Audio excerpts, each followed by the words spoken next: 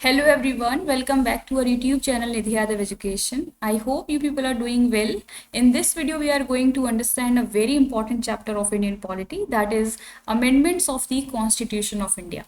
यहाँ पर हम समझेंगे कि हमारे कॉन्स्टिट्यूशन के किस आर्टिकल में कॉन्स्टिट्यूशनल अमेंडमेंट्स का प्रोविज़न है, अमेंडमेंट्स के कितने टाइप्स होते हैं, अमेंडमेंट का क्या प्रोसीजर होता है अगर कॉन्स्टिट्यूशन में कोई अमेंडमेंट करना है तो, एंड इसके अलावा हम ये भी समझेंगे कि simple majority and special majority में क्या डिफरेंस होता है। तो वीडियो में एंड तक बने रहिएगा। होपफुली आपको ये वीडियो काफ़ी हेल्प करेगा आपकी प्रिपरेशन में। So let's get started. सबसे पहले हम बात करते हैं कि कॉन्स्टिट्यूशन के किस आर्टिकल में, किस पार्ट में कॉन्स्टिट्यूशनल अमेंडमेंट का प्रोसीजर है। आर्टिकल 368 है एंड पार्ट है 20। So article 368 in part 20 of the constitution deals with the powers of parliament to amend the constitution and its procedure. तो ये फैक्ट काफ़ी इंपॉर्टेंट है, आप लोग इसको याद रखिएगा। ये आर्टिकल एंड पार्ट जो है कॉन्स्टिट्यूशन का, उसको आप याद रखिए। However parliament can not amend the basic structure of the constitution. जैसा कि आपको पता है कि 1973 में एक जजमेंट आई थी सुप्रीम कोर्ट की अंडर केशव नंद भारती केस, जिसमें सुप्रीम कोर्ट ने ये कहा था कि पार्लियामेंट के पास पावर है कॉन्स्टिट्यूशन को अमेंड करने की, लेकिन जो इसका बेसिक स्ट्रक्चर है कॉन्स्टिट्यूशन का, उसमें कोई भी अमेंडमेंट नहीं किया जा सकता है पार्लियामेंट के द्वारा।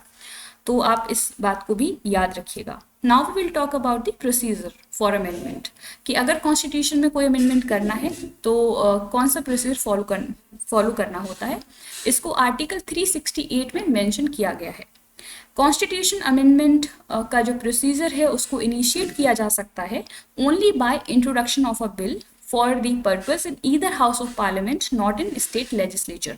ये काफ़ी इंपॉर्टेंट फैक्ट है कि कॉन्स्टिट्यूशन को अमेंड करने के लिए जो बिल इंट्रोड्यूस किया जाएगा वो पार्लियामेंट के किसी भी हाउस में किया जा सकता है इंट्रोड्यूस, लेकिन स्टेट लेजिस्लेचर में बिल नहीं लाया जा सकता है। फिर जो ये बिल है इसको इंट्रोड्यूस मिनिस्टर्स भी कर सकते हैं, प्राइवेट मेंबर्स भी कर सकते हैं। प्रेसिडेंट की प्रायर परमिशन की कोई रिक्वायरमेंट नहीं होती है कॉन्स्टिट्यूशनल अमेंडमेंट के लिए, और जो बिल है वो दोनों ही हाउसेस में स्पेशल मेजॉरिटी से पास होना चाहिए। ये काफ़ी मैंडेटरी होता है, और जब ये दोनों हाउसेस में पास हो जाता है, और अगर ऐसा होता है कि किसी हाउस में डिसएग्रीमेंट हो जाता है तो वहाँ पर जॉइंट सिटिंग का कोई प्रोविज़न नहीं होता है। और अगर दोनों ही हाउसेस के थ्रू स्पेशल मेजॉरिटी से बिल पास हो गया तो फिर उसको प्रेसिडेंट के पास भेजा जाता है उनकी कंसेंट के लिए, और प्रेसिडेंट के पास कॉन्स्टिट्यूशनल अमेंडमेंट का जो बिल है उसको रिटर्न करने का या फिर अपने पास रखने का कोई भी ऑप्शन नहीं होता है।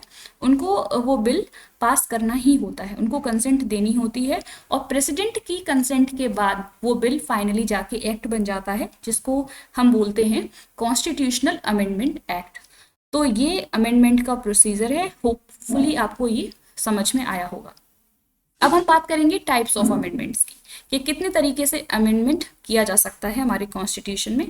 तो कॉन्स्टिट्यूशन में 3 तरीके से अमेंडमेंट किया जा सकता है: amendment by simple majority, amendment by special majority and amendment by special majority of the parliament plus ratification by half of the state legislature of the states in country. तो तीनों हम समझते हैं यहाँ पर टाइप्स के क्या क्या होता है। सिंपल मेजॉरिटी का मतलब होता है कि एक हाउस में जितने भी मेंबर्स हैं जो वहाँ पर उस टाइम पर प्रेजेंट हैं, वोट कर रहे हैं, उनका मोर देन 50% जो मेजॉरिटी है, मोर देन 50% मेंबर्स उस बिल को अगर पास कर देते हैं, अपनी सहमति दे देते हैं, तो फिर वो बिल पास माना जाता है, बिल को आगे बढ़ाया जाएगा। कौन कौन से प्रोविजंस हैं जिनको सिंपल मेजॉरिटी से पास किया जा सकता है? जैसे कि अगर किसी नए स्टेट को फॉर्म करना हो, इस्टेब्लिश करना हो, जो एग्जिस्टिंग स्टेट्स हैं उनके एरियाज़ में, बाउंड्रीज़ में या फिर नेम्स में कोई चेंज करना हो, जो स्टेट्स में स्टेट लेजिस्लेटिव काउंसिल्स होते हैं उनको क्रिएट करना हो या अबॉलिश करना हो, सेकंड शेड्यूल में कोई चेंज लाना हो, पार्लियामेंट के कोरम में कोई चेंज लाना हो, सिटीजनशिप, या फिर जो डिलिमिटेशन ऑफ कॉन्स्टिट्यूएंसीज होती हैं उसमें अगर कोई अमेंडमेंट करना हो, तो आप इस बिल को सिंपल मेजॉरिटी से पास करा सकते हैं। सेकंड है स्पेशल मेजॉरिटी, जिसमें 2 क्राइटेरियाज होते हैं: majority of total membership of house, जितने भी एक हाउस में मेंबर होते हैं, जो टोटल स्ट्रेंथ होती है मेंबर्स की, उसका मोर देन 50% होना चाहिए, मेजॉरिटी होना चाहिए plus majority of 2/3 of members of house present and voting.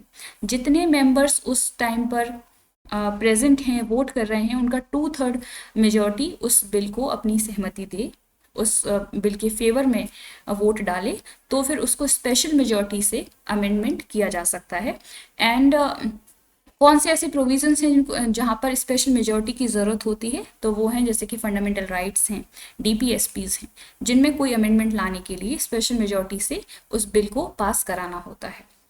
Third important type है, अगर हमारे कॉन्स्टिट्यूशन का जो फेडरल स्ट्रक्चर है उसमें कोई चेंज लाना है, जैसे कि जो डिस्ट्रीब्यूशन ऑफ पावर्स की बात की जाती है स्टेट्स एंड सेंटर के बीच में, जहाँ पर 3 लिस्ट्स हैं, union list, state list and concurrent list, अगर उसमें कोई चेंज लाना है तो वहाँ पर स्टेट्स का रेटिफिकेशन भी ज़रूरी है। At least half of the state legislatures of states जो हैं, कंट्री में जितने भी स्टेट्स हैं उनमें से एटलीस्ट हाफ स्टेट का रेटिफिकेशन हो, तो फिर उस बिल को पास माना जाएगा। तो यहाँ पर 2 कैटेगरीज हैं, एक तो स्पेशल मेजॉरिटी से पास हो एंड स्टेट्स का at least half of the states का वहाँ पर रेटिफिकेशन होना चाहिए। तो इसमें भी काफ़ी इम्पॉर्टेंट कुछ प्रोविजंस हैं जो कि आपको पता होना चाहिए, कि जैसे कि अगर जो फेडरल स्ट्रक्चर में कौन कौन से आ जाते हैं, जैसे कि प्रेसिडेंट की इलेक्शन से रिलेटेड जो प्रोविज़न है, प्रोसीजर में अगर कोई चेंज करना हो, प्रेसिडेंट के अपॉइंटमेंट के जो प्रोसीजर होता है उसमें अगर कोई चेंज लाना हो, सुप्रीम कोर्ट, हाई कोर्ट के स्ट्रक्चर में अपॉइंटमेंट से रिलेटेड कोई चेंज लाना हो, इसके अलावा जो लेजिस्लेटिव पावर्स हैं उसका डिस्ट्रीब्यूशन करना हो यूनियन एंड स्टेट्स के बीच में, 7th शेड्यूल में जो भी लिस्ट्स हैं उनमें अगर कोई चेंज लाना हो, तो इस तरीके की जो प्रोविजंस हैं, जो फेडरल स्ट्रक्चर के प्रोविजंस हैं, उनमें अगर कोई चेंज लाना हो तो वहाँ पर स्टेट्स का रेटिफिकेशन ज़रूरी हो जाता है। अगर इस मैटर में 1 या 2 स्टेट अपनी कंसेंट नहीं देते हैं तो वहाँ पे बिल पर कोई फ़र्क नहीं पड़ता है, बस जो half of the state legislature हैं उनका वहाँ पर रेटिफिकेशन इम्पॉर्टेंट होता है, मैंडेटरी होता है। So this is all about the amendments of constitution of India. Hopefully आपको ये चैप्टर समझ में आया होगा। If you found this video helpful, please like, share and subscribe this channel. Thank you.